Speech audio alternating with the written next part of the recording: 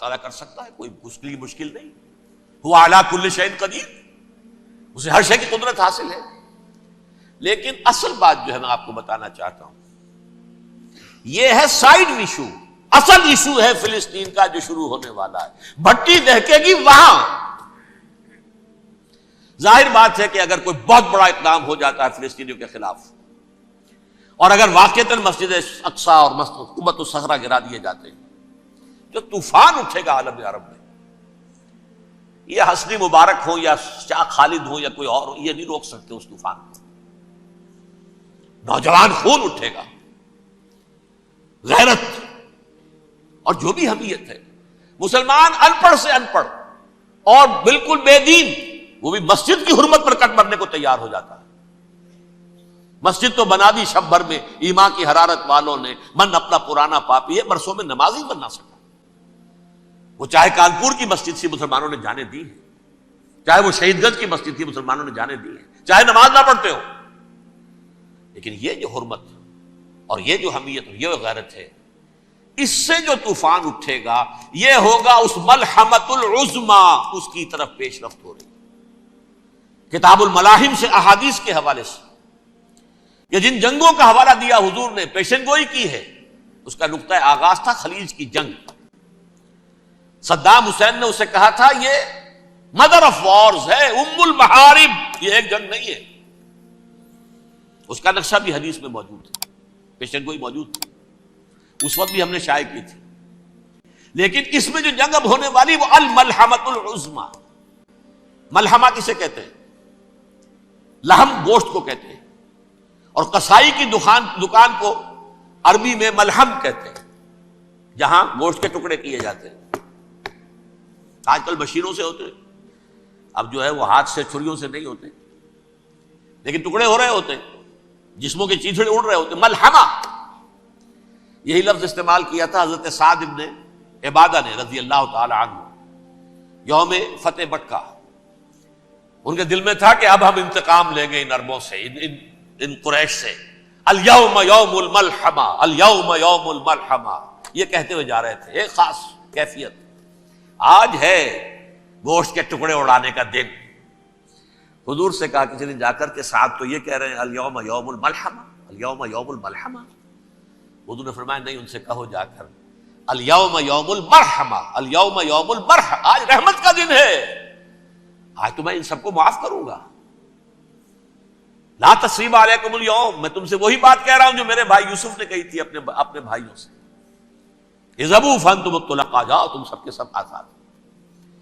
وہ ملحمہ ہے جس کو کہ حضور نے حضرت معاذ بن جبل رضی اللہ تعالیٰ عنہ کی روایت ہے، اس میں سے جو ابو داؤد میں روایت آئی ہے اس میں الملحمۃ العظمی، عظمی مؤنث ہے اعظم کا.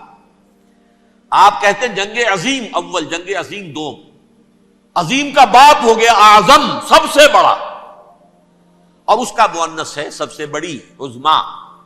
الملحمۃ العظمی، سب سے بڑی لڑائی. میرے نزدیک یہ وار کے معنی میں نہیں ہے، بیٹل کے معنی میں. انگریزی میں یہ دو لفظ علیحدہ ہیں، وار، بیٹل.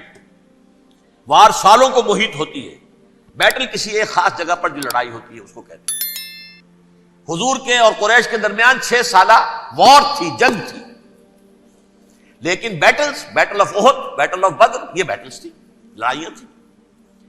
تو عظیم ترین جنگ شاید اس اعتبار سے نہ ہو جیسے کہ ورلڈ وار 1 اور ورلڈ وار 2، یعنی اس کی وسعت کا اتنا معاملہ نہیں اور طوالت کا نہیں. لیکن جو لڑائی جو ہے بیٹل ہونی ہے، جس کو کہ یہ لوگ، یا چونکہ میں نے کہا تھا شروع میں کہ سرما ہے میری آنکھ کا خاک حجاز و ہول قدس، نیو ٹیسٹمنٹ کی آخری کتاب ہے the book of Revelation, Revelation of Saint John. اس میں آرمگڈون کہا گیا ہے اسے. ہر مجدون، یہ عبرانی لفظ ہے، ہر کہتے ہیں اونچی جگہ کو، سطح مرتفع. مجدون میگیڈو، میگیڈو ایک وادی ہے، مرتفع، وادی مرتفع.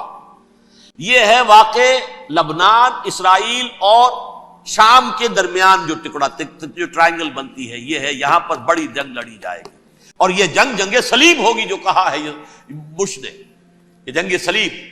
2nd ملینیم شروع ہوئی تھی تو پہلی صلیبی جنگ ہوئی تھی، 3rd ملینیم شروع ہوا ہے، یہ 2nd صلیبی جنگ ہے، یہ کروسیڈ ہے.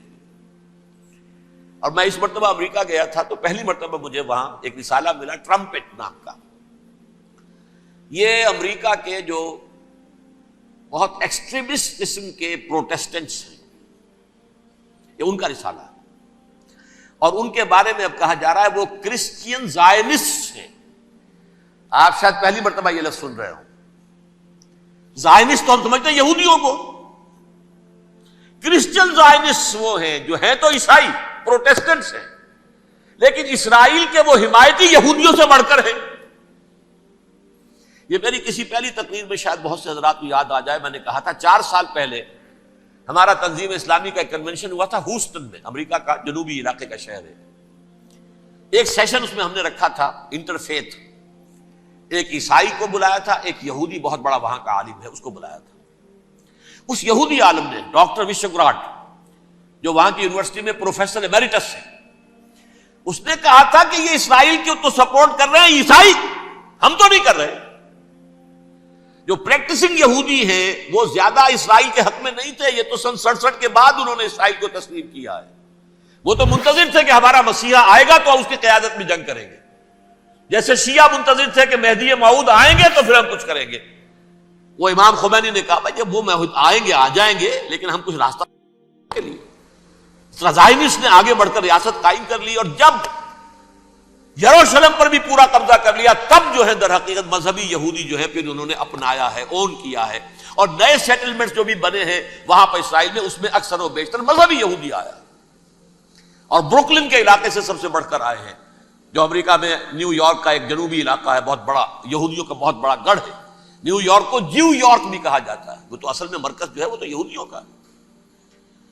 اس حوالے سے وہاں پر جو کرسچن زائنسٹ کہلاتے ہیں وہ اسرائیل کے یہودیوں سے بھی بڑھ کر کہیں سپورٹ کریں. بہرحال اس دوسری صلیبی جنگ کا معاملہ جو میں کہہ رہا تھا، ٹرمپٹ نامی رسالہ، اس کا ایک مضمون ہے دی لاسٹ کروسیڈ. اب یہ آخری کروسیڈ ہے جو شروع ہونے والا ہے. میں تو حیران ہوں کس قدر کھل کے وہ باتیں کرتے ہیں. رومن کیتھولکس کو وہ کہتے ہیں کہ یہ شیطان ہے، یہ پوپ شیطان ہے، یہ یورپ کو اس نے جمع کیا ہے کرسچینٹی کی بنیاد پر، اور اس میں زیادہ تر کیتھولکس ہیں. آپ کو معلوم ہے برطانیہ بڑی مشکل سے شامل ہوا ان کے ساتھ، اس لیے کہ وہ پروٹیسٹنٹ کا سردار تھا، ابھی پوری طرح نہیں ہے.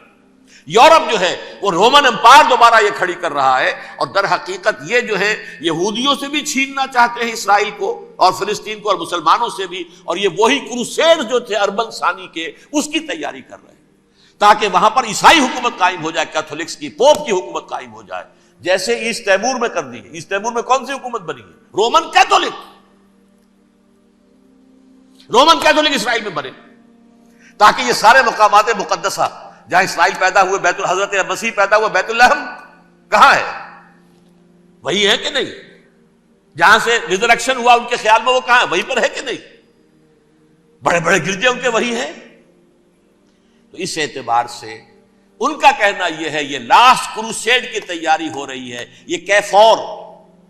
اور ان کا کہنا یہ ہے کہ یہ پوری طاقت نیٹو کی جو ہے، یہ پہلے جرمنی سے لائی گئی بوسنیا، انہوں نے خود وہاں جنگ کروائی، انہوں نے خود وہاں پر ایتھنک کلینسنگ کروائی، پھر خود مصالحت کے لیے آ گئے، پھر کوسوو میں انہوں نے خود آگ بھڑکائی. یہ میں نہیں کہہ رہا، یہ وہ ٹرمپٹ رسالہ امریکہ سے چھپنے والا پروٹیسٹنٹس کا رسالہ ہے جو یہ کہہ رہا ہے. پھر انہوں نے کوسوو کے اندر کروایا، اور پھر وہ وہاں پر پیس فورس کی حیثیت سے آ گئے. اب وہ میسیڈونیا میں کروا رہے ہیں اور وہاں داخل ہو گئے ہیں. اگلا قدم ان کا سائپرس ہوگا، سائپرس میں ترکوں کو اور وہ گریکس کو لڑائیں گے اور وہاں آ جائیں گے، وہاں سے ایک چھلانگ لگائیں گے اور یہ فلسطین میں پہنچیں گے، اور یہ وہاں پر ایک رومن امپائر، اپنی پرانی رومن امپائر کی طرح کی رومن کیتھولک ریاست قائم کرنا چاہتے ہیں. تو وہاں امریکہ کے عیسائیوں میں بھی کوئی ایک طبقہ نہیں ہے، کیتھولکس بھی ہے، کیتھولکس زیادہ نہیں ہے ہمدرد، لیکن اب تابع ہو چکے ہیں. اسحاق ریبین نے جب یہ پیس ٹاک شروع ہوئی تھی، آپ کو یاد ہوگا شاید کہ جب وہ آیا تھا واشنگٹن سے واپس فلسطین اسرائیل، تو پہلے روم میں رکا for an audience with the Pope, اور پوپ کو اس نے ایک مرتبان سا پیش کیا تھا، حضرت سلیمان علیہ السلام کے زمانے کا مرتبان، اور کہا تھا دیکھیے 3000 برس تک ہم نے اس کی حفاظت کی ہے، اب یہ میں آپ کے حوالے کر رہا ہوں. اس کے بعد سے پوپ جو ہے بالکل رام ہو گیا، اور وہ عیسائیوں کے ساتھ اور یہودیوں کے ساتھ ان کا پورا معاہدہ ہو۔ اب پورا عیسائی ورلڈ جو ہے بعثت مجموعی یہودیوں کے شکنجے میں ہے۔ البتہ ان کے اندر بھی جھگڑے ہیں، جو وہاں پر وائٹ کرسچن ملیشیاز ہیں وہ ایکسٹریمسٹ ہیں کیتھولکس، ان کے نزدیک دشمن نمبر 1 یہودی، دشمن نمبر 2 مسلمان، دشمن نمبر 3 جو یورپ میں کالے ہیں، ایفرو امریکن، چاہے وہ عیسائی ہو گئے ہوں، کوئی بھی ہو۔ یہ 3 دشمن ہیں جن سے انہوں نے کلینز کرنا ہے، صاف کرنا ہے ان کے خیال کے مطابق امریکہ کی سوسائٹی کو۔ اولاً یہود، پھر مسلمان، اور پھر یہ جو کالے ہیں۔ لیکن دوسری طرف پروٹیسٹنٹس کے اندر ایکسٹریمسٹ وہ ہیں جنہیں کہا جا رہا ہے یہ کرسچین زائنسٹ ہیں، یہ اسرائیل سے بڑھ کر سپورٹرز ہیں۔ بہرحال یہ اب جنگ ہوگی، اس کا نتیجہ کیا نکلے گا یہ تو اللہ ہی جانتا ہے۔ اب میں آخری بات کی طرف آ رہا ہوں۔ آخری نتیجہ تو جو بھی کچھ اپس اینڈ ڈاؤنز آئیں گے، تلک الایام نداولھا بین الناس، آخری نتیجہ ڈراپ سین وہ یہ ہوگا کہ اللہ کے دین کا بول بالا ہوگا، اور پوری دنیا پر محمد کے لائے ہوئے دین صلی اللہ علیہ وسلم کی حکومت قائم ہوگی۔ وہ گویا قیامت کی تمہید ہوگی، اس کے بعد بس قیامت آئے گی، کیونکہ مقصد کائنات، تخلیق کائنات پورا ہو جائے گا۔ پوری مخلوقات کے اندر مقصد تخلیق، کلائمیکس آف کریشن محمد الرسول اللہ صلی اللہ علیہ وسلم، دین کی تکمیل محمد الرسول اللہ صلی اللہ علیہ وسلم۔ اور اس خلافت عرضی کے لیے جو حضرت آدم کو خلافت دی گئی تھی، جب اس میں وہ خلافت پوری دنیا پر قائم ہو جائے گی، اس کا مقصد پورا ہو جائے گا، and that will be the beginning of the end. اس کے بعد قیامت ہے۔ آخری نتیجہ تو یہ نکلنا ہے۔ اس سے پہلے سزائیں ہمیں بھی مل رہی ہیں، اور یہاں میں کانٹے کی بات جو چھوڑ گیا تھا اس کو بیان کر دوں۔ اللہ نے اس مغضوب علیہم قوم کو، اس ملعون قوم کو کیوں اب تک چھوٹ دیے رکھی؟ میں بتا چکا ہوں یہ بڑے عذاب کے مستحق ہو چکے تھے حضرت عیسیٰ علیہ السلام کے زمانے میں، چھوٹ دی ہے، ابھی تک ہے، بلکہ ایک مرتبہ ابھارا ہے۔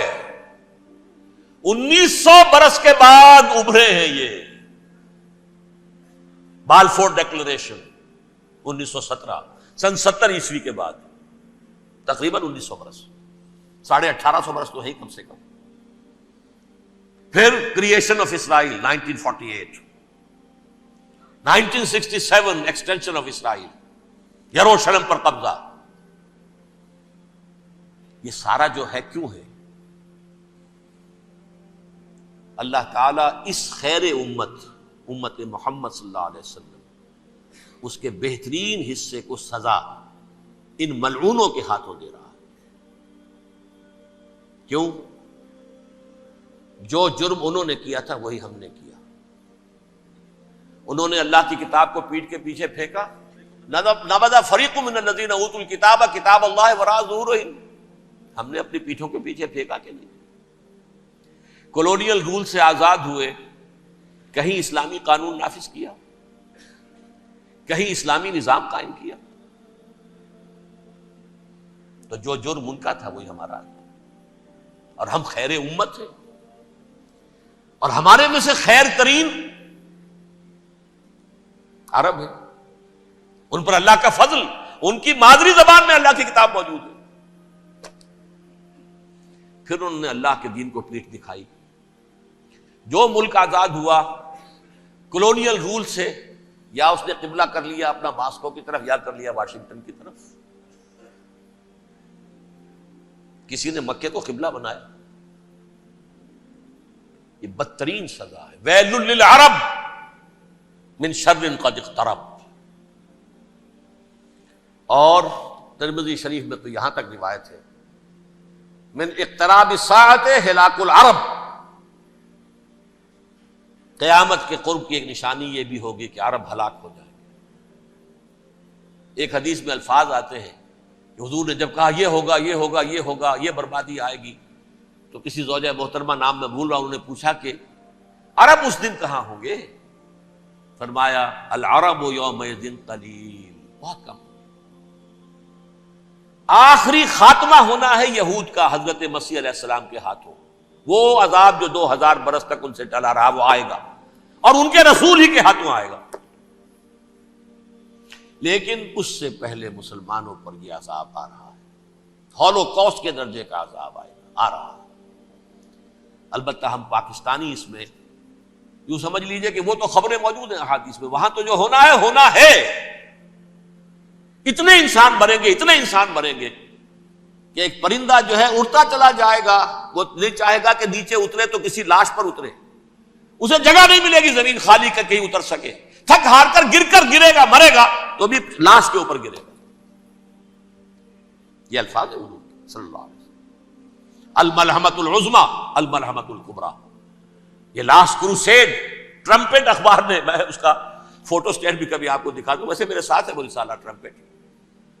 دی لاسٹ کروسیڈ اس کی تیاری ہو رہی ہے. وہ الملحمۃ العظمی اور ملحمۃ الکبریٰ جو ہے وہ آنے والی ہے. ابن ماجہ میں اس کبریٰ کہا ہے، اکبر کا مؤنث کبریٰ. ملحمہ کبریٰ سب سے بڑی جنگ اور ملحمہ عظمی سب سے عظیم جنگ.